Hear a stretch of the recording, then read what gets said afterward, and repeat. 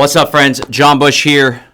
I want to talk to you about the election that just took place, about Donald Trump, about the ruling class, and about the nature of the state. You see, we just ran a Vote for Nobody campaign where we're encouraging people to vote for nobody, to exit and build instead.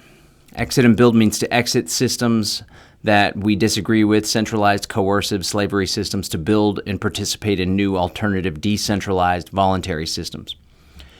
And I got tons of pushback, which was expected, but I feel like I failed to really convey and address the essence of what it is that we're trying to communicate. And so I want to take the opportunity to do just that. Now, mind you, we did all sorts of reels and emails and some Live Free Now shows here and there, and then we even did a whole Exit and Build town hall. But I want to just chunk it down because I was just going on a walk here at the office. Went on a nice walk, and I was thinking, and I came to realize I was thinking about MAGA and Make America Great and taking power away from Kamala, and I was just kind of got this clear vision that in all reality, there's something deeper at play than a politician and a coalition or a party pushing for certain values. Because let's be real, folks, it's pretty damn clear by now, if you're engaging in accurate thinking, that's what Napoleon Hill calls the term accurate thinking, if you're being real with yourself, that Trump isn't exactly a principled man. His policies, his principles have changed throughout the years. He was once a Democrat. He's a pragmatist. He's a doer. And it's not principles that were driving this campaign. It was largely reactionary, right? And so there's RFK Jr. in a large part, I believe, has principles and values he's pushing for. Make America healthy again, right? And even if there are individuals that are genuinely pushing forward some values, or others that are pushing forward their mission, like, of course, Elon's leveraging and putting his piece in the pie and really had a huge impact on this election, especially in Pennsylvania. His goal is to make humans a multiplanetary species. He wants to have influence over the political institutions. Okay, so there's that. And then Kamala, equal rights and women's rights, right? There's those two things. And there's some elements of values that are driving these individuals and these groups, their desire to be in control of the political institution. But you want to know what's deeper than that. There are other factions, groups, corporations, financial institutions, banks, countries, religions.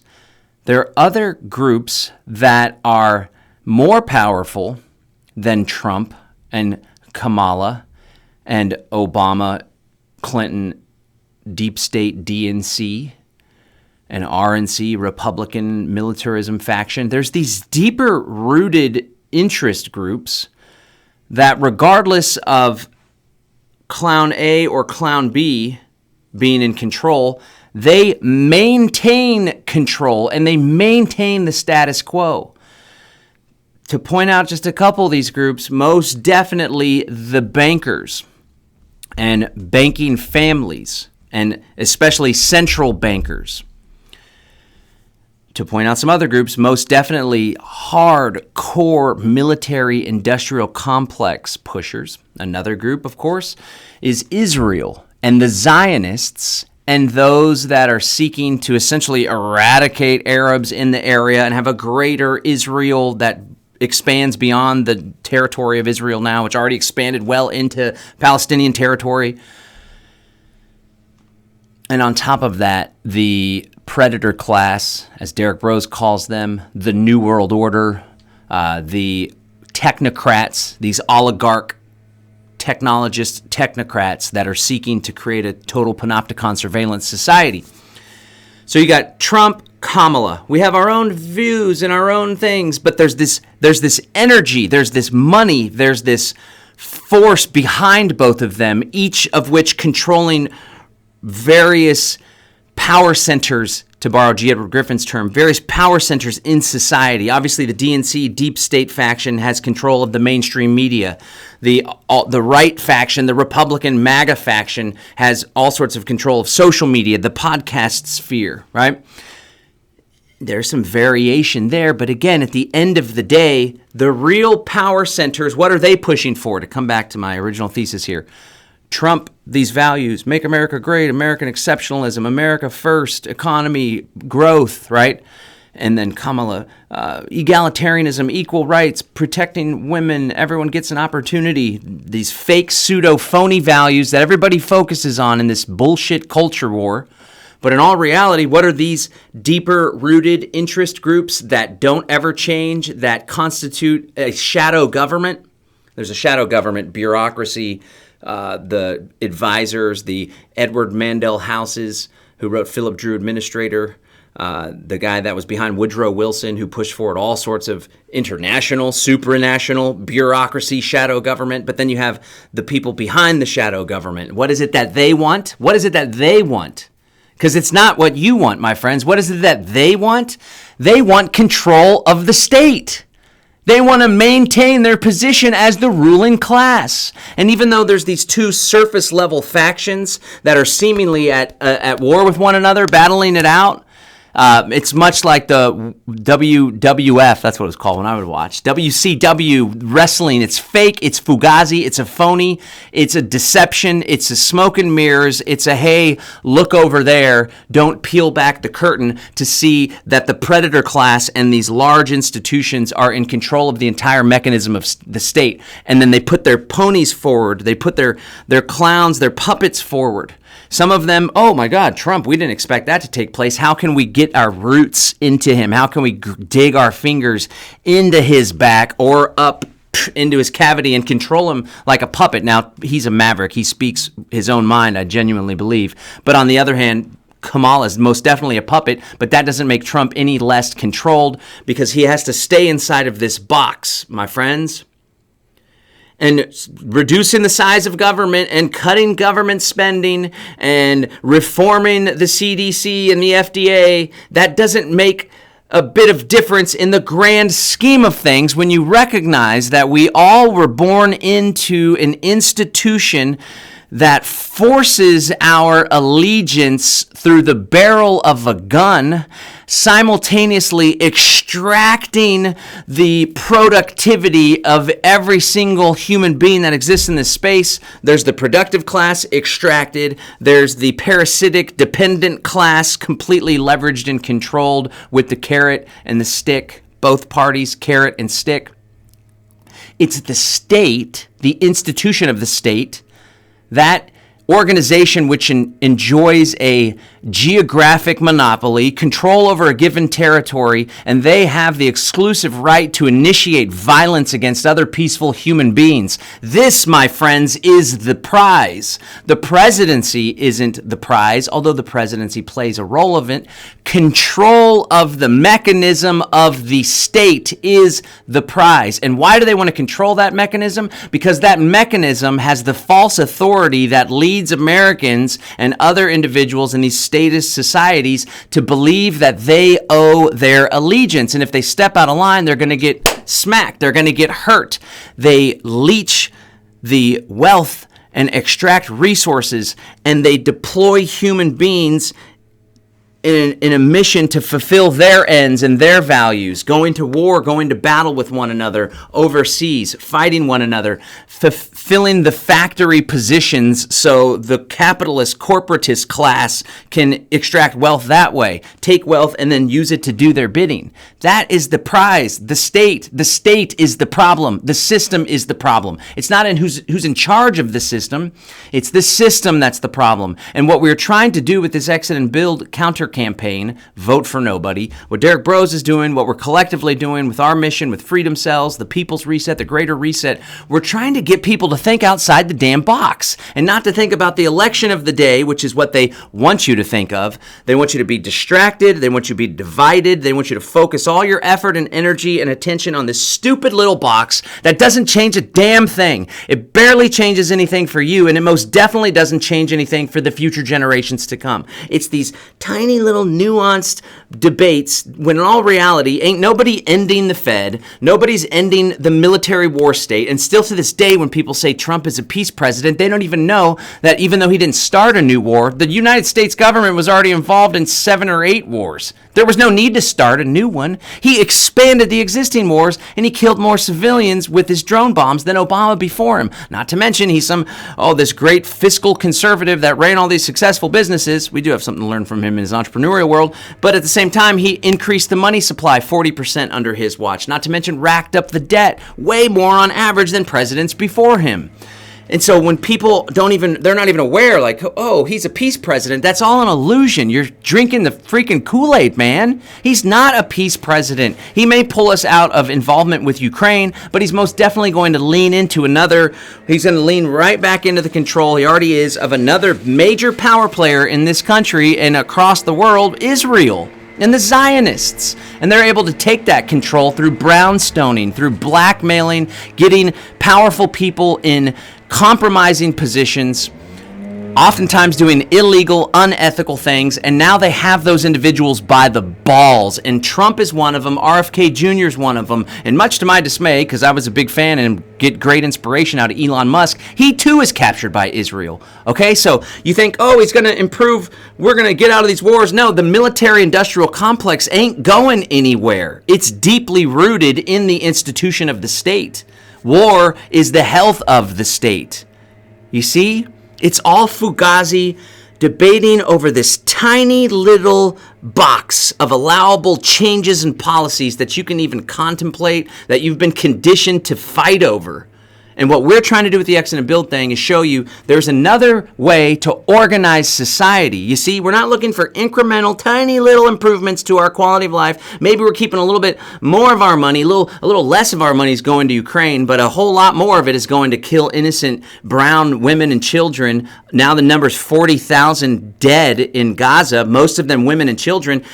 Only maybe more money is going to go towards that, but it's all just bullshit. It's a stupid, false conversation that people are wasting their time on. If you really care about humanity, let me appeal to you. If you're a Christian and you genuinely believe in the principles of Jesus Christ, when he taught the 2 most important commandments are love God and love thy neighbor like you love yourself, subsidizing foreign wars of aggression is not in alignment with the teachings of Jesus Christ. The behavior of Donald Trump, the behavior of the deep state-controlled DNC is not in alignment with the teachings of Jesus Christ. If you want an opportunity to live your life, to be a part of a society that's more in alignment with those teachings, then I want to encourage you to think outside the ballot box and join us in our mission to exit and build, because we don't have to be dependent on a perpetual cycle of violence and false revolutions that merely result in revolving, going around, this group's in power, we like them, but then they become authoritarianism, so now we like this other group, let's throw them out. And it's just rival factions fighting for control of a state, an evil mechanism. If you're not Christian, if you're not spiritual, I know you have an ounce of goodness within you. Surely it doesn't feel good for you to work your butt off, and then part of that money gets spent on things that aren't in alignment with your values,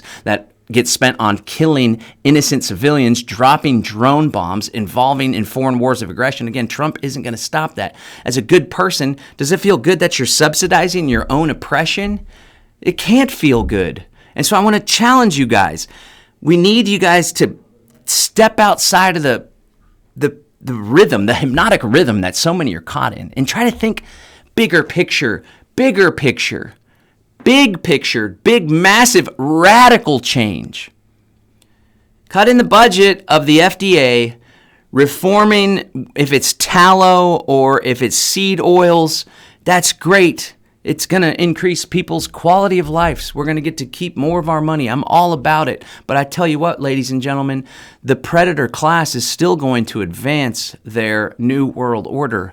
The Great Reset is still going to be pushed through with an end run around states, with an end run around the federal government if they need to, going straight to the big tech corporations. Big tech is also in the pocket of Donald Trump. The digital IDs are going to roll out in the form of voter IDs, biometric surveillance on the border. Massive police state powers are going to be introduced for Trump if he's going to do his massive, biggest deportation ever. Biometric surveillance at the border, that came out during the first Trump administration. Central bank digital currencies. I'm against CBDCs. My presidency, we're against CBDCs. That's my policy. They're going to ram that shit forward in the form of dollar-backed stable coins. Not to mention CBDCs are already largely here. People are getting debanked, and financial surveillance is more powerful than ever. So if you want to shift that, if you want to change that, you got to think outside the box, or you're going to be stuck with that. You're going to be stuck with it. Your life, our lives, we're living our lives now. Imagine what's going to be like for the future generations as this technocracy is erected all around us. They're not going to have the ability to do a transmission like this. They're not going to have the ability to go to the town square and hash out freedom concepts. It's going to be like communist China, where many of the young people don't even remember what happened in Tiananmen Square. If you want to break free of that, it's the state. It's the state. It's not communism with Kamala. It's not Kamala's going to censor us. No, it's leveraging decentralized, censor-proof technologies. It's the same kind of thing we're talking about here. If you're worried about censorship, don't vote for Trump. Explore censor-proof, decentralized technologies. Take responsibility into your own hands. But it's so far easier to share memes online and to go down every 2 to 4 years and crack back the ballot box and vote for some asshole that you think is going to fix all the problems in the world for you. I got news for you, ladies and gentlemen. No matter who's in office, you are responsible for the quality of life and the financial world that you have. All right, I got news for you as well. If you want to change the world so that future generations aren't born into slavery, then you got to take action. You got to think big, and you got to really commit yourself to a mission of shifting away from the state, that institution which forces people to do things against their will. And even though your party or your guy may now be in power, understand that there's a whole lot of people that don't agree with the way he's doing things. Just the same, if the other party got in power, there's a whole lot of people that don't agree and find it reprehensible and objectionable for the way they do things. But because we exist in this winner-take-all, top-down control grid, you don't have a choice over which rules you follow. I aim to break that, ladies and gentlemen. It's my life's work. It's my definite purpose to create an environment where we freedom people can exercise self-governance and can enjoy political autonomy. And it may seem far-fetched, but the tools, the people, the wisdom, it's all in place for us to execute on this. There's already many communities that are living completely in the private realm in the United States, in South America, around the world. There's a huge contingent of exiters and builders that are ready to get organized. We outnumber them, but they organize us, the New World Order, the predator class. So I'm calling on you guys. Look, if you went and casted your vote and you're all happy because we're not going to have communism and democracy saved and we'll have another election. Notice both parties were like, if that guy wins, it's all over. And the other group was like, if they win, we'll never be able to have elections again. It's total communism, no democracy. It's all just a total bullshit psyop to get you guys all freaked up, all amped up, and not being able to... Not that I'm all centered right now. I'm pretty amped up myself. But it's taking you out of your space, your place of being centered, so you can really contemplate the finer things in life. So you can ask yourself questions like, just because I was born into a system known as the state, and because I was given a slave surveillance number and a birth certificate, and I'm part of this financial control grid, and there's this ruling class that can force me to do things against my will, and I know myself, or if not myself, people that are close to me have been so harmed by this institution for years now, whether it's a Democrat or Republican in power. I wonder if maybe there's a different way that we could go about reaching agreements with one another, organizing society, producing food and trading in a way that there's not a middleman, and there's not something extracted from us funding these things that we don't even agree with. You're caught in the middle of a bullshit pissing contest. We deserve better, okay? We deserve better. We deserve better. I know you know that you deserve better than the clown show that we've been given. Whether you think Trump is the cat's pajamas or not, you're governed by a local, county, and state government too. There's supranational rules that are being imparted upon you. Whether at the federal level, they're skipping the federal level to the state or to regional bodies, whatever the hell it may be. We got to break free of all that, guys, and it's going to take action. It's going to take... The pretty big problem is there's a lot of people that are just looking for the easy way out, okay, to be frank. And I take responsibility for not making this more of a clear message and showing people the path. And I also take responsibility for talking more. Maybe I need to talk more about this specific path, but also I need to do more and build more and highlight areas where people are already congregating together in close proximity, living in harmony with the land, growing their food in a regenerative way, using permaculture principles, trading entirely outside of the system through barter, gift economy, or alternative decentralized cryptocurrencies. And what my mission is, ladies and gentlemen, is to help populate these communities. I live on a 10-acre homestead. We have 2 community members. We have 10 adults, 11 humans that are living on the property. We're going to add more home sites. We're working to build an even larger eco-community. There already exists some in Mexico with our brothers and sisters, in Costa Rica, in Tennessee, all throughout the U.S. and beyond.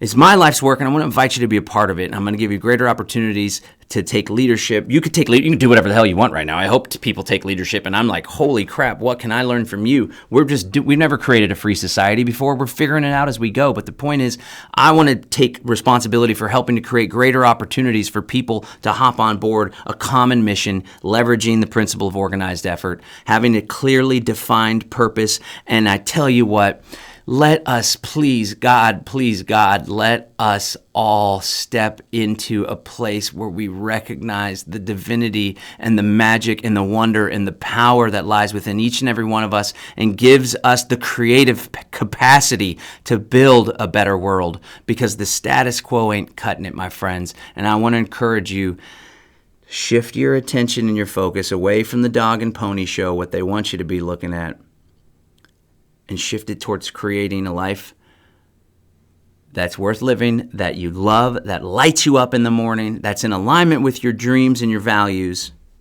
for you and your family and your household. And then please, please, please get your house in order, exit these beast systems, because they're going to continue to grow around you.